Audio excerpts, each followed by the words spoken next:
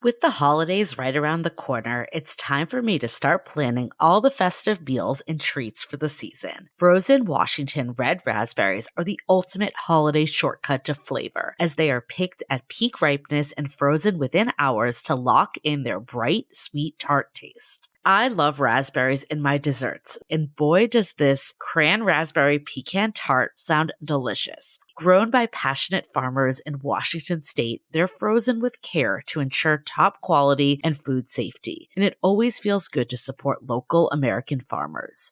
And here's the best part. They're always in season. When you buy American-grown frozen raspberries, you're getting fresh off the field flavor all year long. You can find them at Costco, Kroger, Meijer, and Winco Foods. Make sure to look for product in the U.S. on the bag. Check out True Fruit Mars Hyper Chilled Chocolate Covered Raspberries and Smucker's Raspberry Jam. Want to learn more details on where to find American frozen red raspberries plus recipe ideas and cooking tips? Head to redraz.org. That's redrazz.org. You'll find participating retailers as an inspiration for every meal, plus info on how these berries go from farm to freezer with quality you can taste. What's the one thing about your health you wish someone had told you years ago? Well, for me, it's how important the gut is. Truly, the gut is the foundation of overall health and vitality. It's not just about digestion. The gut affects everything from your energy levels and mood to weight management and even longevity. And while most gut supplements contain probiotics or probiotics and prebiotics at best, Bioma contains all three essential ingredients your gut needs. Visit gobioma.com/dateable today. That includes prebiotics, probiotics, and postbiotics. Each ingredient is science-backed and third-party tested. Just take 2 capsules before breakfast and take the guesswork out of feeling your best. Visit gobioma.com/dateable today for an extra 15% off your order. That's gobioma.com/dateable and get an extra 15% off. Hi, I'm Yue Xu. And I'm Julie Krafchick. We're active daters turned dating insiders. Here to dive into everything modern dating and relationships. Welcome to Dateable.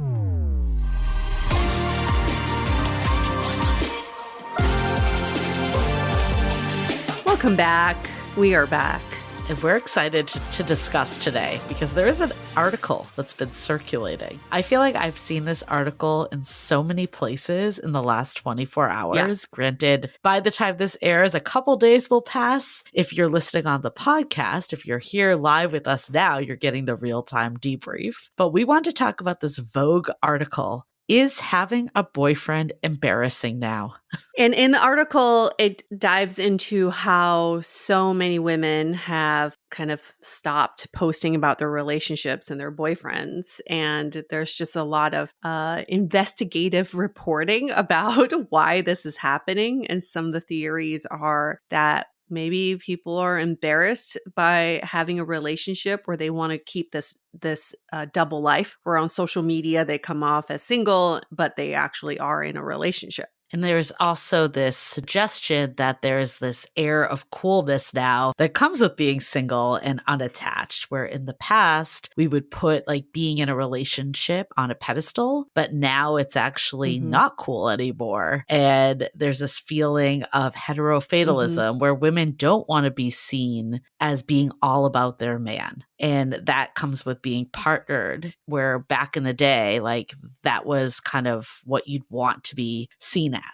Right. The article irks me in so many ways because I'm like, are we trying to make anything news these days? Is this like really news? But it proves to me that the nature of social media is changing. And I think we are kind of correcting in towards more of a wanting to be private kind of spectrum. Because I think when social media first took off, I remember I was like posting every meal I had was like, this is what I have for lunch. This sort of like daily slice of life content was what we were doing. And then that became too public or became too redundant. So now we're getting to this like curated social media where now it's like, I'm going to post something when there's news or when there's something for my audience to see. So now it's like the slice of life, your everyday life with your boyfriend, your relationship. It's not something that even needs to go on social media. I have a lot of issues with this article. So, okay, Do tell. I like the title. I'll start there. It was intriguing. I like that it's an opinion piece. Everyone has a right to their opinion. I think there's something to be said about not centering our whole identities about having a relationship. I'm all for that. Even as someone that is now married, like I like having my identity as Julie Krafchick, as an individual, as the person I've built. And I also feel like when I was single, there was nothing wrong with that stage of life. And I hate how society has made it be like you're less than because you're single. So I like that this article is actually saying like it's cool to be single again. And maybe it's like the other, but why do we always have to like tip to like the other side too? Yeah. Like, why can't it just be like both are okay? It's a different stage of life. Like neither is cool, neither is embarrassing. It just is what it is. So that's my first rant on it. The second is, why is social media life? Like maybe for some Gen Z people, it really is like parallel to life. But I feel like all the examples that this author gave was like talking about influencer culture and, you know, things that just aren't applicable to most people. And if we're going to actually because I mean, I wouldn't describe you and I as influencers per se, but we do have a public platform. And the reasons why I do not post my boyfriend, my husband now, but boyfriend at the time. Do you have a boyfriend too? I have a boyfriend. That's what's the embarrassing. reason I don't post about my boyfriend is because I have a husband. But given at different stages, boyfriend, fiance, husband, it's not because I was embarrassed of him. It's because I'm preserving his like privacy because he didn't sign up to be a public personality at all. And again, I'm acknowledging I'm not like a huge public personality, but there are people that have been following our journeys for 10 years. And, you know, maybe they're curious what your partner looks like or who they are. And people on the internet, like in general, I'm not saying this for my partner, but just in general, are super judgmental. So like a lot of people either don't want to subject their partner for that, especially if they have a mass following, or they just want to like give the person privacy because they didn't make this their thing. That's exactly it. I think, yes, some people could be embarrassed by their relationship. I don't understand it, but sure, that's what the article is leading towards. But I would venture out to say most people don't post because of privacy, because of protection. And I don't post about my partner because he has teenage girls and they can get on Instagram and they can see everything that's going on in my life. I don't want to throw their dad in their face for them to be even more uncomfortable. Like talk about embarrassed, they're embarrassed. So it's that because social media, when you post about someone, it actually involves more than just them. Yeah. It's their identity, their family, their work, everything. So like what you were saying, Julie, we don't want to subject our partners to that, but it's by no means embarrassment. And by no means it's like, I'm trying to keep this mysterious or I'm trying to give off this air that I'm still single. No, it's not that intentional. It's more just protection. I don't like to be a hater on creative work. So I'm going to preface it by saying that, but it feels like this person had a clickbait article title and then didn't do the research to actually back it up. Like, I don't know how we can equate how people's social media behavior, especially when they're talking about a segment of like influencers they follow, actually is indicative of a societal shift.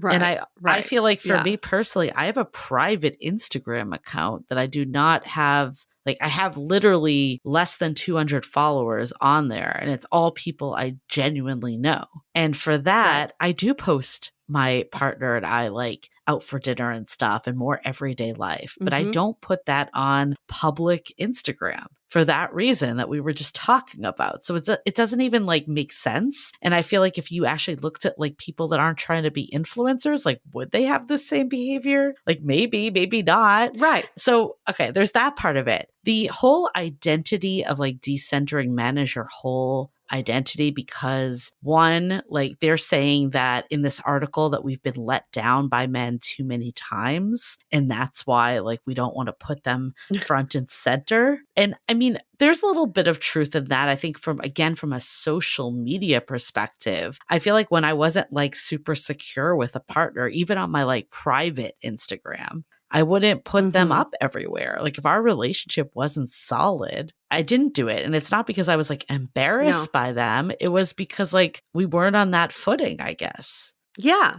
And why? What's the point of putting them out there? I don't know. That's like, unless someone is very much sort of like a permanent fixture in my life, currently day to day, like I don't know why I would need to put them in my social media. But again, that's my choice. Either I do it or I don't. It doesn't really matter. Social media is not life.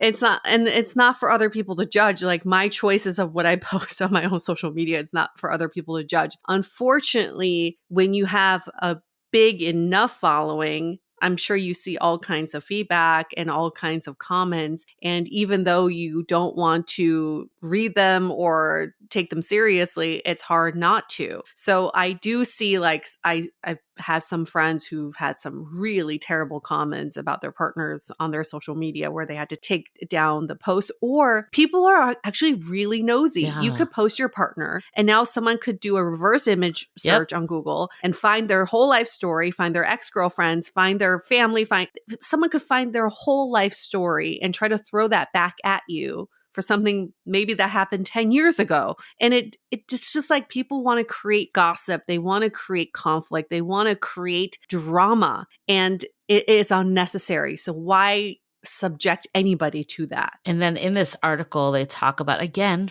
like influencers, which is not indicative of the entire population at all. But they're telling you they have 2 influencers cited that they lost thousands of followers when they started hundreds of followers, not thousands. Right. Hundreds of followers when she started posting about her boyfriend was one example. The other one started talking about a guy she was seeing and people were like, please don't get a boyfriend. First of all, so many thoughts. Again, are they 13? This is not like, it's not like saying that like having a boyfriend is embarrassing. People, first of all, that are following you on social media, like if you're going on as your identity as being the single person, they don't always want to see that success for you or change. And I wouldn't say these are your friends if you have like a public figure situation. I feel like your friends, if you were on a private Instagram, if we're equating this again to social media, would be probably thrilled if you launched someone that you were in a legit relationship with that made you happy and was a good person. These people watching you don't know, and it's self-serving for them. So like, why would that actually equate to this at all? Yeah, we've lost so much of that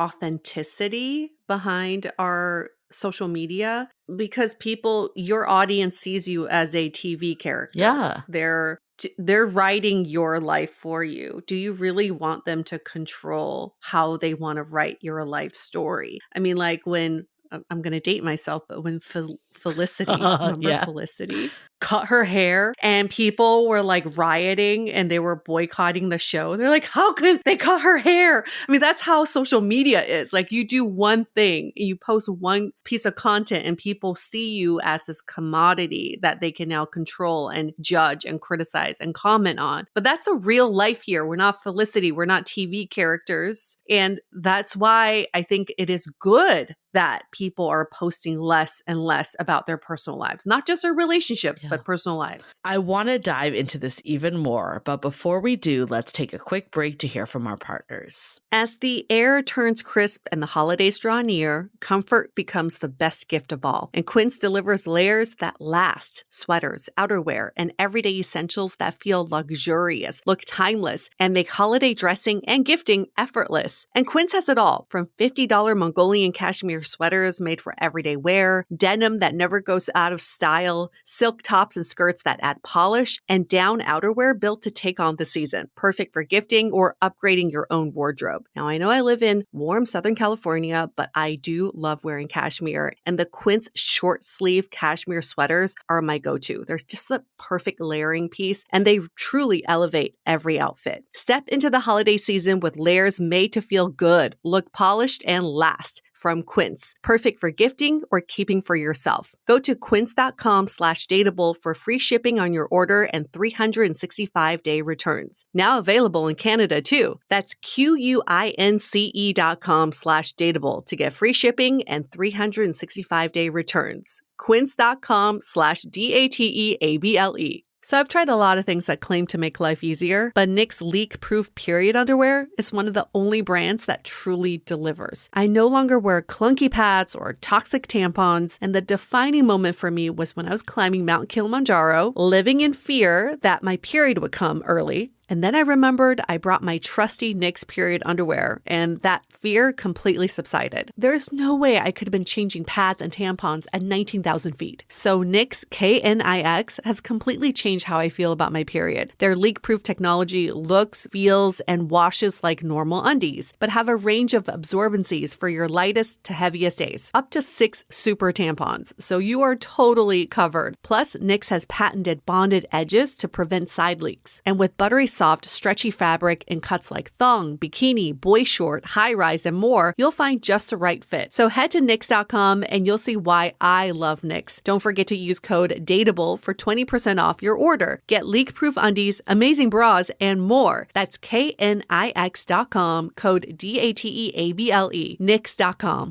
Have you ever rooted for a central couple in a horror movie? Then you are going to love House of Rain by New York Times bestselling TikTok sensation Harley LaRue. Happy endings and horror can mix after all. It's a gothic sapphic romance meets supernatural suspense, equal parts sinfully spicy and bone chilly. Salem was supposed to be on her honeymoon. Instead, she's trapped at Belfour Manor with Rain, a woman hiding secrets as dark as the house itself. This book gets 4 out of 5 peppers for bringing the heat. If you're a fan of The House Across the Lake by Riley Sager or Verity by Colleen Hoover, this must-read thriller is for you. The book just sucks you in. I swear I even caught myself looking behind my shoulder once or twice because Harley LaRue builds this tension that just lingers. You can find House of Rain by Harley LaRue wherever books are sold in print and in ebook. The gorgeous deluxe hardcover first printing is only available for a limited time, so grab yours before they are gone.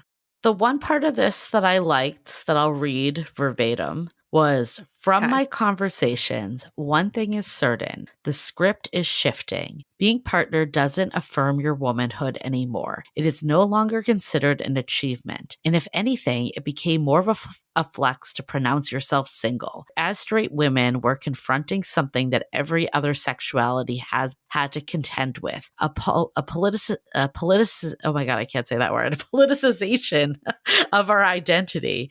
Heterosexuality has been long purposely indefinable, so it's harder for those within it and outside of it to critique. However, as our traditional roles begin to crumble, maybe we're being forced to reevaluate our blind allegiance to heterosexuality. Yes. Okay, great.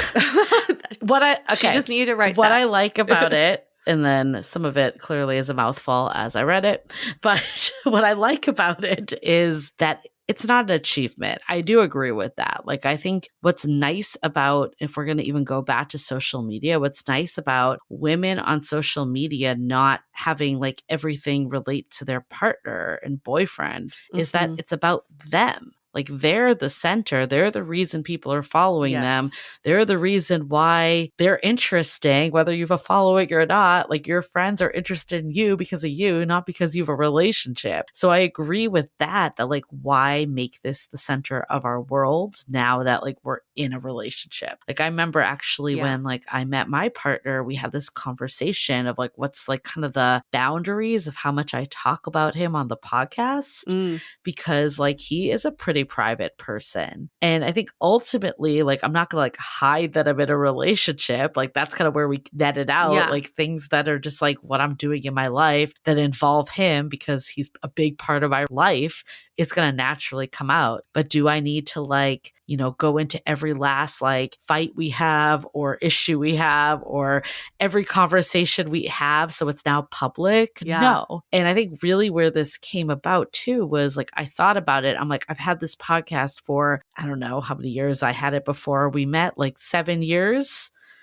Like, it wasn't about me and my dating life. It was like us talking about topics related to dating, and like experiences came in, but it wasn't like chronicling my life. So like, why would that change now that I have a partner? Yeah, that's a good boundary to set. And I think it's a good conversation for everybody to have, whether you have a public platform or not. Right. When you first get into a relationship, like what are the boundaries of public posting and social media content, or even like sending your partner's pictures to your friends? I want to have control over that. I need to know, what are you, like that's my face, that's my likeness out there. I want to be able to have a say in what is shared about me. And I want to be able to give anybody in my life that right to have a say as well, not just my partner. And I follow these accounts. I will, on the consumption side, right? As a consumer, when I follow some of these influencers, like there's one big one I've told you about who chronicles her dating life, and now she's seriously dating someone. She posts about,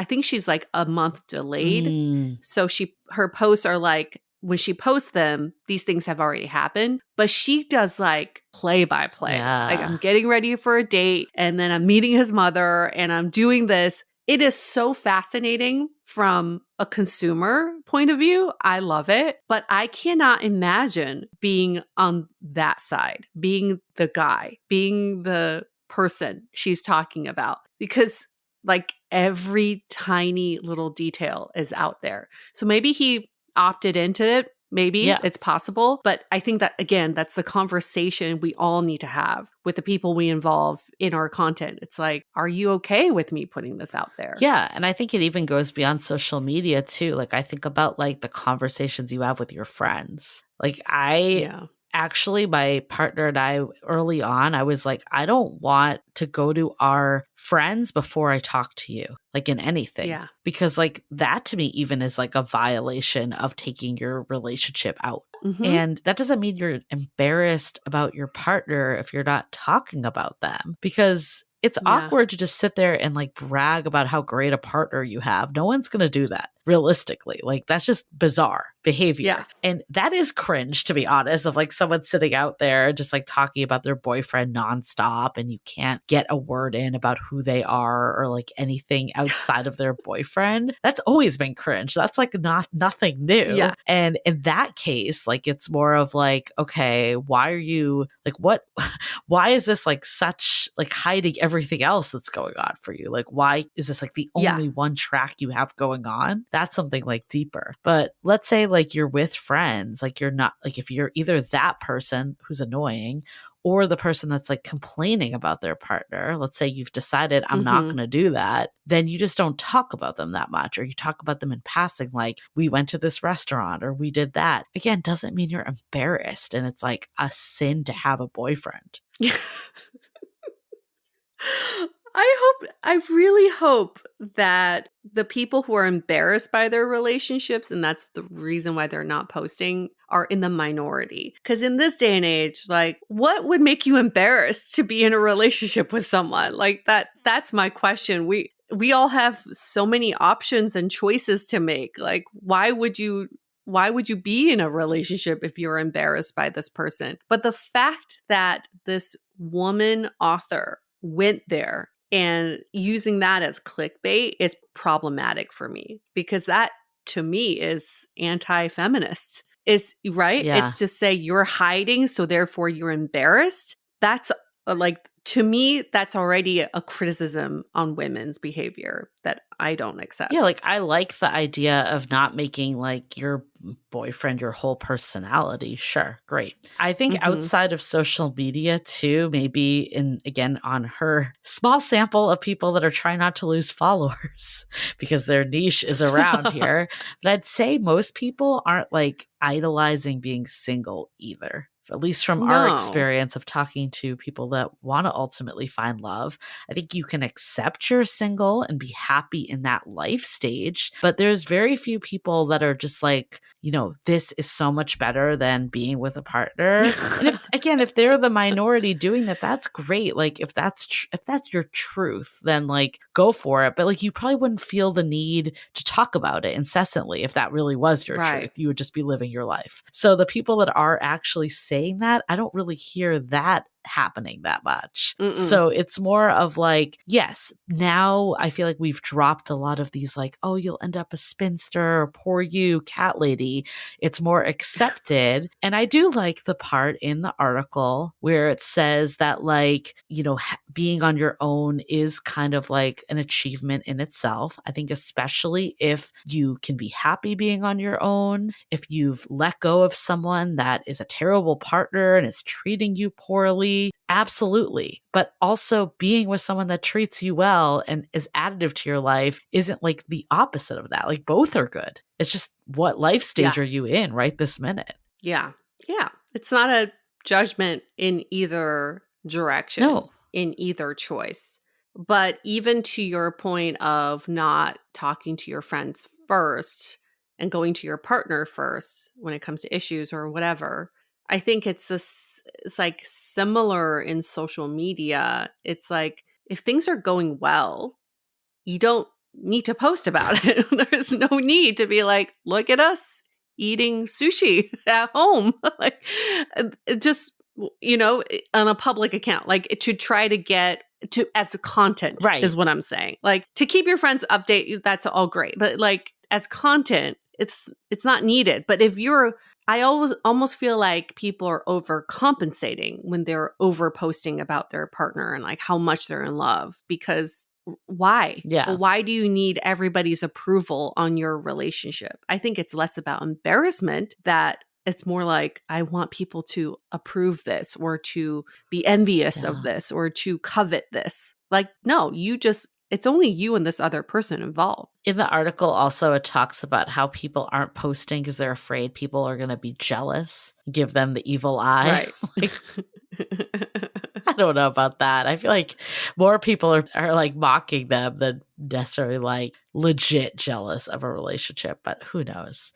Oh, no, I've seen it. I've seen it. Okay. Like there's this girl I follow and she recently got married, and like all these women are like, how, gosh, I shouldn't say all women. I shouldn't say it's all women commenting, but the comments are like, oh, you two look so cute. You look so happy. And then it goes to like, how did you get him? Or where's the secret door where you found him? Or comments are just awful, just not necessary. And yes, you can be confident in your relationship, but to just even see comments like that, like, oh, you two, he definitely married down or something like that. Damn. Just to see comments like that, it just doesn't feel good. Yeah. Right? I think ultimately it's not about being embarrassed to have a significant other or being embarrassed about being single. It's like just being authentic in whatever stage you're in and appreciating it. And I think what's not embarrassing is to have, something again that's authentic to where you are. Like if you're in a great relationship that feels good for you, or you've let go of someone that's not treating you right, both of those are a win. Yes. And what can you do to protect the relationship? I think about this all the time. You and your partner are in a thing together. So what can you do to protect the integrity of your relationship? And a lot of that is not subjecting your partner to strangers' comments and criticism. Yeah. What's sad about this is that I saw on Instagram this post about this article, and people probably didn't even read the article, and just the amount of like, fuck relationships, fuck men, like all of that in the comments. And I'm just like, look, this is just a self-serving, like fun. I don't know. I don't even know what to say about it. I don't think this it's a bad piece of work. Turn it into yes, they had to turn it into male bashing and how men don't deserve to be in our grid, but That is like that is too intentional. I don't think anybody thinks that intentionally about what they're posting. I think it's embarrassing that Vogue published this. Just saying. Well, it's Vogue. Okay. They need readers. If you disagree with us, we actually would like to hear from you. If you really took something in this article, we'd love to hear your opinion. Yes. And if you are truly embarrassed by your relationship and that's why you don't post it, let us know. Yeah. We want to hear from you too. We just want to hear from you, basically. We just want to hear from just tell us what you're thinking by giving us a rating and review, but 5 stars, please. We'll only want to listen if it's 5 stars. Give us some feedback. What did you think of the article? What did it ignite in you? And while you're online leaving that rating and review, just get our book, How to Be Dateable. It's everywhere books are sold, or you can just find the links on howtobedateable.com. And you'll never be embarrassed again. You'll have the right partner. Not just anyone. Yeah, if you're embarrassed by your partner, that's saying way more than social media. Just saying. Yeah. Okay, cool. Definitely. Glad we were able to unpack this. Thanks, Vogue, for the content. And we'll see you all next week. Bye.